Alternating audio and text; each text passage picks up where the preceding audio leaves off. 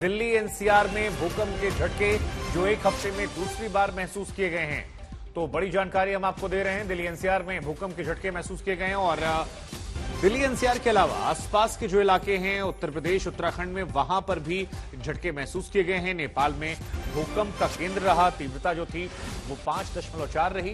नेपाल के सिलंगा में कहा जा रहा है कि 10 किलोमीटर की गहराई पर केंद्र रहा। दिल्ली एनसीआर में भूकंप के तेज झटके महसूस किए गए।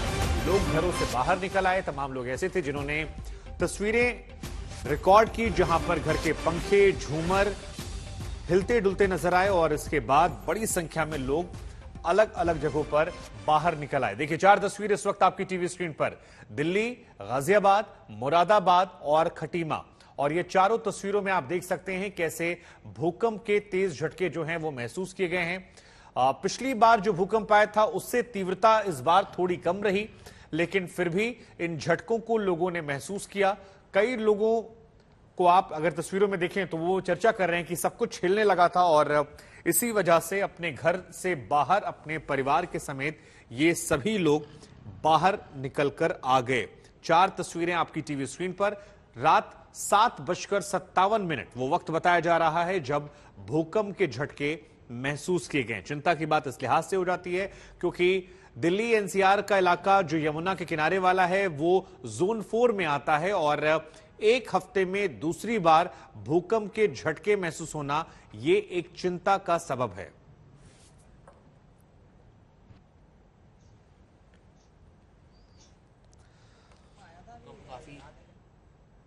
और भूकंप के झटकों को लेकर हमारे साथ चर्चा करने के लिए 2 मेहमान आपको नजर आ रहे हैं। के शुक्ला जी हैं जो एक्सपर्ट हैं और उनके पास हम जाएंगे, लेकिन हमारे साथ एक वरिष्ठ पत्रकार सिद्धार्थ जी भी हमें नजर आ रहे हैं। सिद्धार्थ जी, एक हफ्ते के अंदर दूसरी बार दिल्ली एनसीआर, उत्तर प्रदेश उत्तराखंड में भूकंप के झटकों का महसूस होना, चिंता दिल्ली एनसीआर को लेकर खास तौर पर क्योंकि जोन 4 में आता है।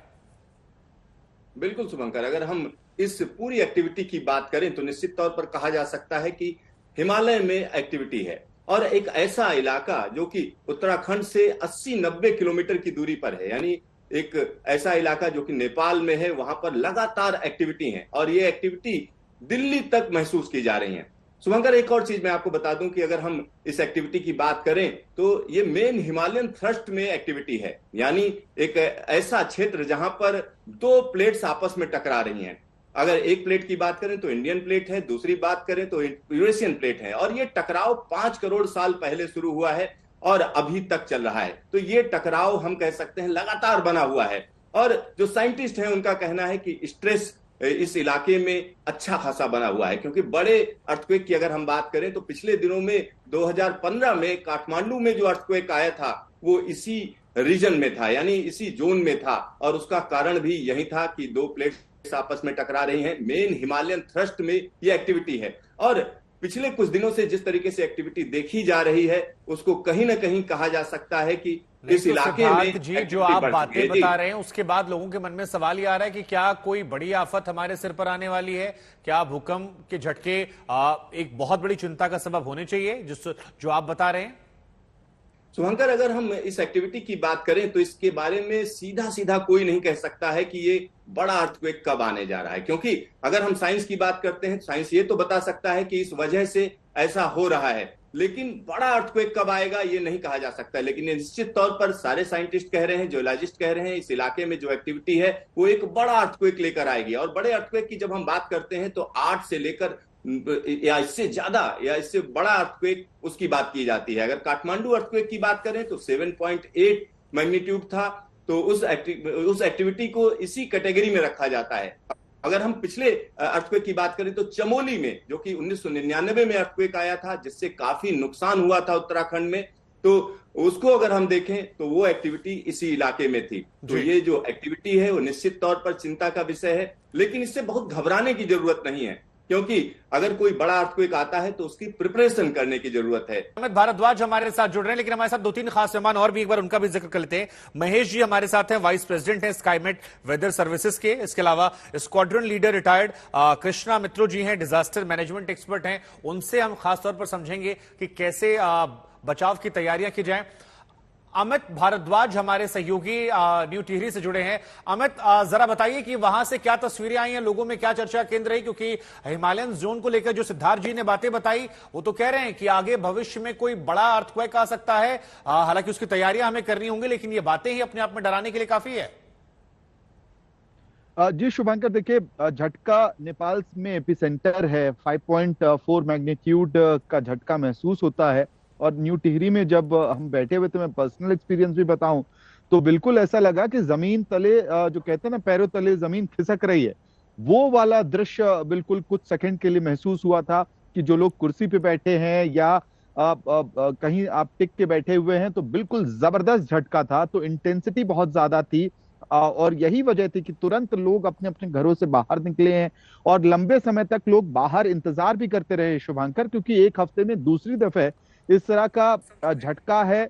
और खासकर उत्तराखंड में लोग आपदा को लेके हमेशा एक तरह से मेंटली प्रिपेयर्ड आपको दिखाई देते हैं, क्योंकि जिस तरह से जिक्र हो रहा था भूकंप का और उसके साथ साथ अलग अलग तरह की आपदाएं जो उत्तराखंड ने पिछले दशकों में कुछ सालों में और 2 दशकों में झेला है, उसकी वजह से प्रिपेयर्डनेस कहीं ना कहीं लोगों के अंदर दिखाई देती है। और यही वजह थी कि लंबे समय तक लोग घरों के बाहर इंतजार करते रहे।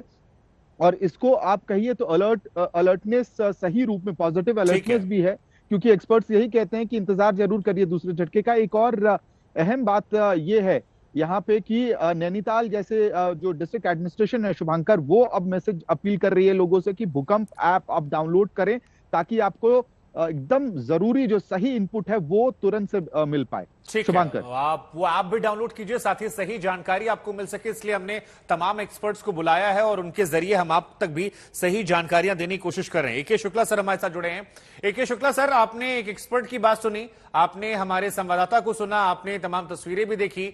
अब बड़ा सीधा सवाल जो लोगों के मन में आ रहा है कि एक हफ्ते में 2 झटके महसूस किए गए और एक्सपर्ट्स ये बात कर रहे हैं कि आगे झटके आ सकते हैं, कोई बड़ा भूकंप भी आ सकता है। तो ये बातें लोगों को डराती हैं, मन में शंका पैदा करती हैं। ऐसे में एक एक्सपर्ट के तौर पर आप क्या एडवाइस देना चाहेंगे और कितना सीरियस थ्रेट ये है एक हफ्ते में दूसरी बार भूकंप का आना?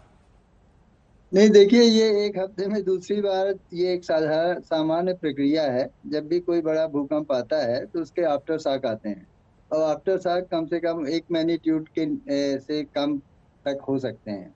तो जो अभी 2-3 दिन पहले नेपाल में भूकंप आया था 6.3 मैग्नीट्यूड का, और उसी का आफ्टर शॉक है। छोटे छोटे अर्थक्वेक पहले से चल रहे हैं, जो बहुत छोटे थे, इसलिए हमारे यहाँ पे महसूस नहीं किए गए हैं। तो ये एक थोड़ा बड़ा था, 5.4 का था। तो ये दिल्ली और आसपास के इलाकों में अपने उत्तराखंड और यूपी बिहार में कुछ महसूस किए गए होंगे।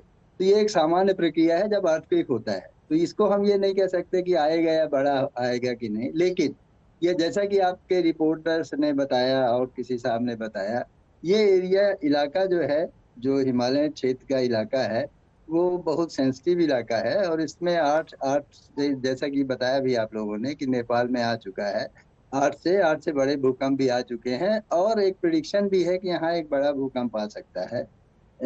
सेस्मिक गैप जैसा कुछ चीज है वहाँ पे, जो कि कुछ एरिया है जहाँ पे 100 साल से करीब कोई भूकंप नहीं आया है। तो वहाँ एक भूकंप आने की संभावना है। कब आएगा, कैसे आएगा, कब कितना होगा, जैसा कि बताया, प्रिडिक्ट नहीं किया जा सकता है।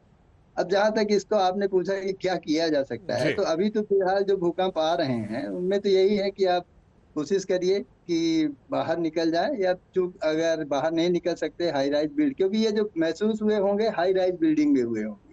जनरली ग्राउंड फ्लोर में इतना महसूस नहीं होते हैं। तो हाई राइज बिल्डिंग से बाहर आना ये भी एक बहुत, अगर प्रॉपरली प्लान नहीं है कहाँ से निकलना है क्या है, अगर समय नहीं है, तो वो भी एक मुश्किल काम है।